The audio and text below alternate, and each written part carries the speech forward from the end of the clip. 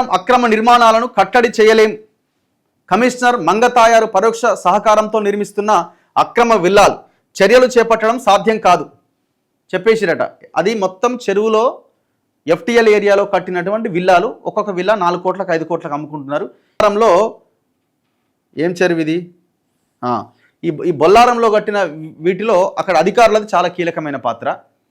చేతులెత్తేసిన Bollaram municipal commissioner Madhusudan Reddy. Survey number 75లో commissioner సంతకాలు forgery చేసి నకిలీ పత్రాలు సృష్టించారు. అంటే కమిషనర్ సంతకం ఫోర్జరీ చేసినా సిగ్గులేదు అంటే ఆయనే చేయమని ఉంటాడేమో. లేకపోతే ఈ అక్రమార్కులపైన కేసు పెట్టడానికి వెనకడిగేస్తున్న కమిషనర్. గత కమిషనర్ మంగతాయారు అండతో ఇబ్బడి ముబ్బడిగా అక్రమ నిర్మాణాలు.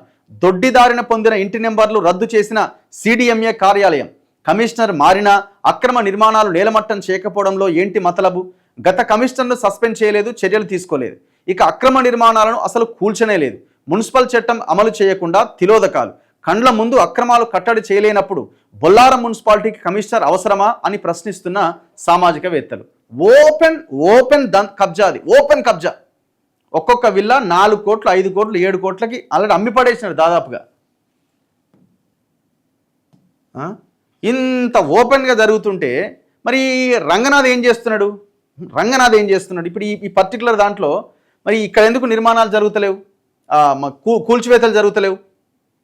ఇగో బొల్లారం మున్సిపల్ కమిషనర్ మంగతాయారుకు ముడుపులు ముట్టక ముందు కూల్చిన తాలూకు ఆధారం. JCBలు తెచ్చి అది కూల్చేసారు. JCBలు తెచ్చి అదే మున్సిపల్ కమిషనర్ కూల్చేసినప్పుడు మళ్ళీ అది ఎట్లా కన్స్ట్రక్షన్ జరిగింది? అయిపోయి ఇక్కడే తెలుస్తుంది కదా ఇది కబ్జా జరిగిందని.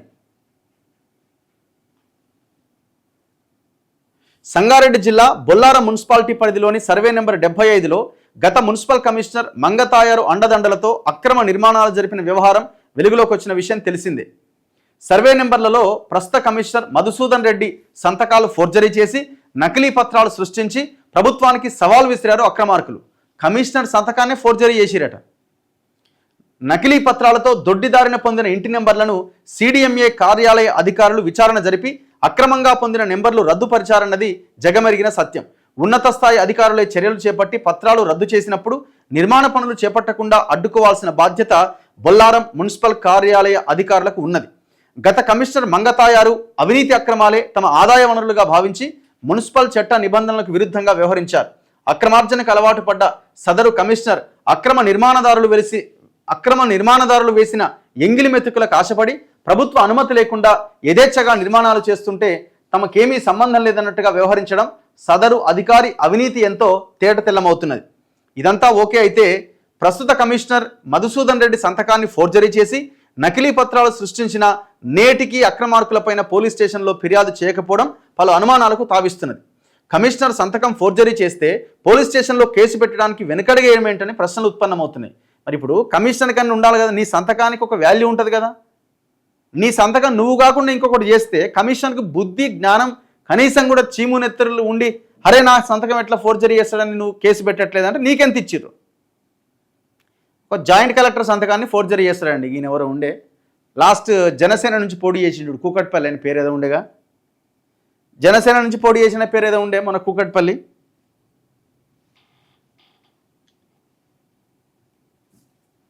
ఐడియా ఉందా?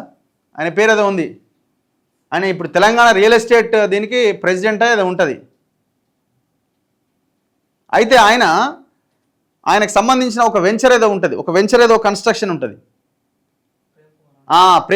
ప్రేమ్ కన్స్ట్రక్షన్స్ అని ప్రేమ్ కుమార్ ఆయన పేరు.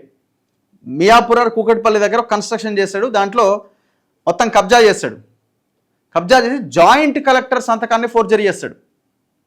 జాయింట్ కలెక్టర్ సంతకాన్ని ఫోర్జరీ చేస్తే జాయింట్ కలెక్టర్ వెళ్ళి కేసు పెడతాడు. మళ్ళీ అదే జాయింట్ కలెక్టర్ సైలెంట్ అయిపోతాడు. ఎందుకంటే ఆ ప్రేమ్ కుమార్ వెళ్ళి ఆ జాయింట్ కలెక్టర్ని కూడా మేనేజ్ చేస్తాడు. ఇది ఎవిడెన్స్. ఇది మనం లాస్ట్ టైం దీని మీద వీడియో చేయడం జరిగింది ఆధారాలతో సహా.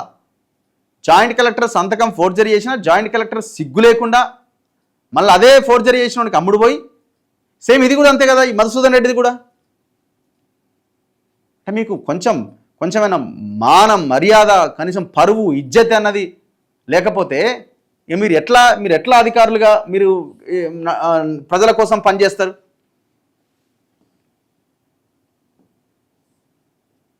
ఇప్పుడు మీరు ఇదే గనక ఎక్కడో ఒక దగ్గర ఒక అడుగు దూరం ముందుకు వచ్చి ఎవరైనా ఇల్లు కట్టుకుంటే కనీసం ఒక గోడ కడితే అధికారులు ఉంచుతారా?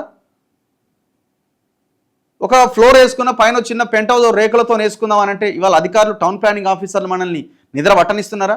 నిద్ర బోనిస్తున్నారా? తక్షణమే వచ్చి నోటీస్ ఇస్తున్నారు. మరి వీడికి నోటీస్ ఎందుకు లేదు?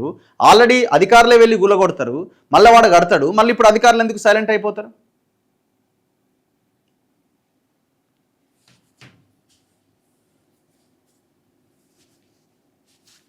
మిస్టర్ మధుసూదన్ రెడ్డి, మరి ఏం జరుగుతున్నది? వస్తాం మీ దగ్గరికి, మీరే ఆన్సర్ చేయాలా.